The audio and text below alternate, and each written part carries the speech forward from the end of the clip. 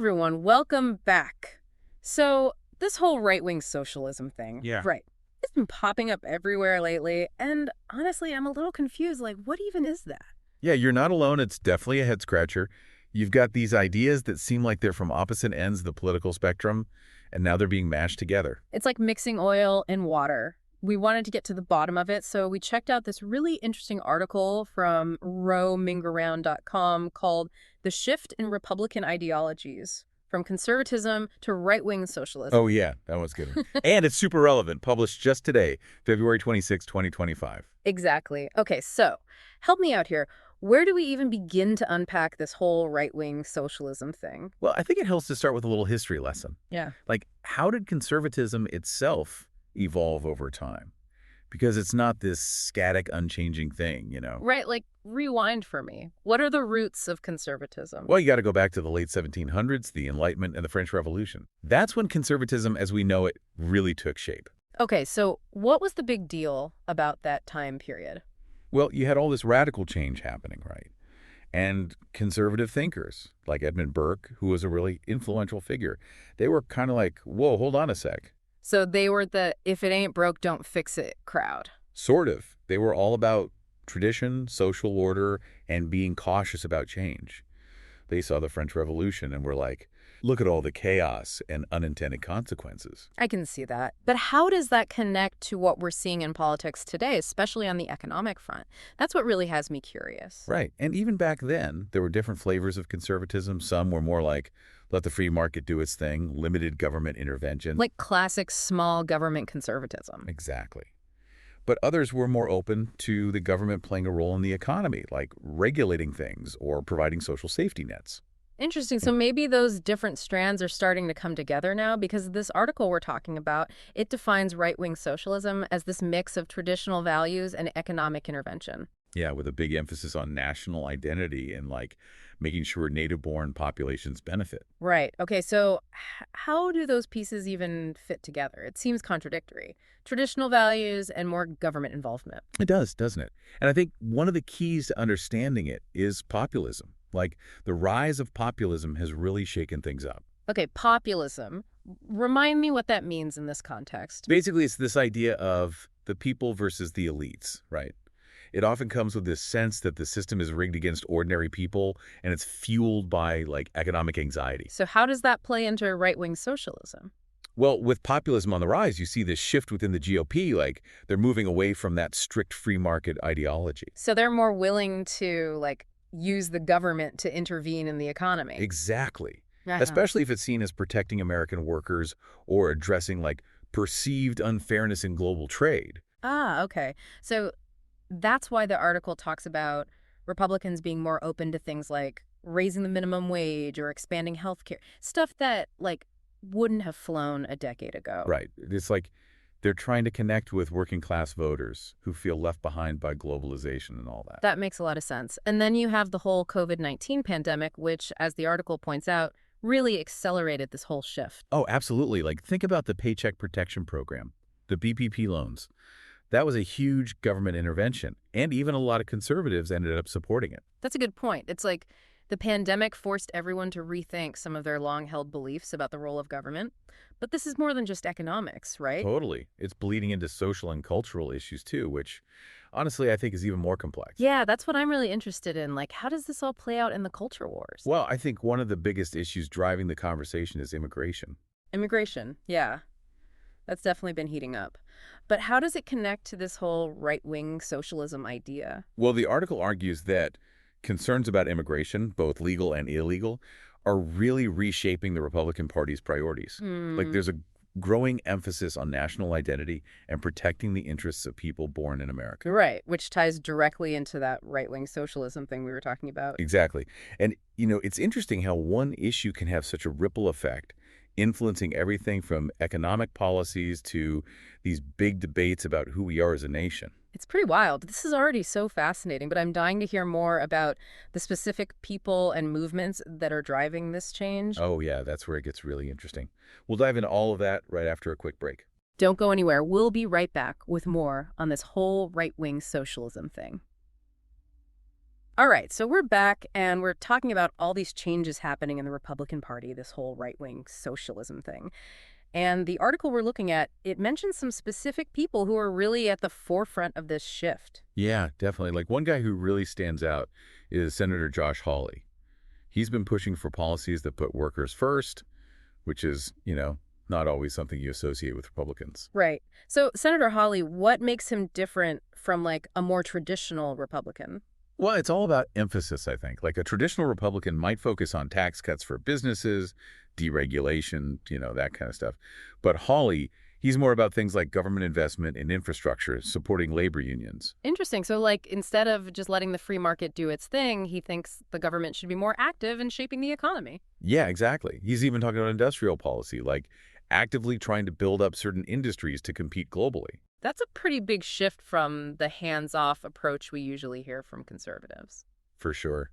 And then, of course, you can't talk about this shift without mentioning former President Trump. Like, love him or hate him, he really brought a lot of these right-wing socialist ideas into the mainstream. Yeah, with his whole America First thing. Exactly. His focus on trade deals, bringing back manufacturing jobs, all of that, it really resonated with a lot of voters who felt like the system wasn't working for them. And the article also mentions the Tea Party movement, which I always thought of as being all about smaller government and lower taxes. So how do they fit into this picture? It is kind of interesting how they fit in. Yeah. Because, yeah, the Tea Party started out with a very strong fiscal conservative message, but their message also tapped into some of those same anxieties that Trump later capitalized on. So they kind of paved the way for him, in a way. Yeah, I think you could say that. And as the Tea Party evolved, you saw them embracing a wider range of issues like immigration and national identity, which, are big parts of right-wing socialism. It's fascinating how these movements kind of build on each other. But this isn't just a grassroots thing, right?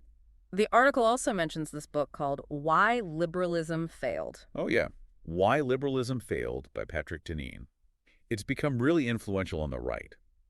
Deneen's argument is basically that both liberalism and conservatism, as we know them, haven't really delivered on their promises. So he's not just criticizing the left, he's taking on the establishment right, too. Yep, he sees them both as kind of failing.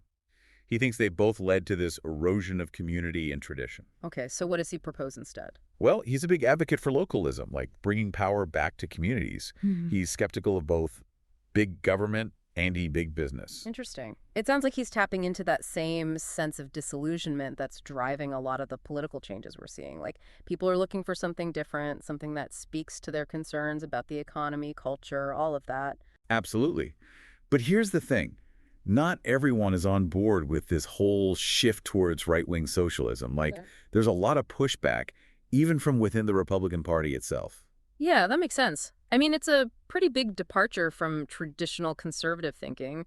So who are the biggest critics? Well, you've got the traditional conservatives, the ones who are really committed to limited government and free markets. They're not happy about this at all. Yeah, I can imagine they're not thrilled. What are their main concerns? They see it as a betrayal of core conservative values.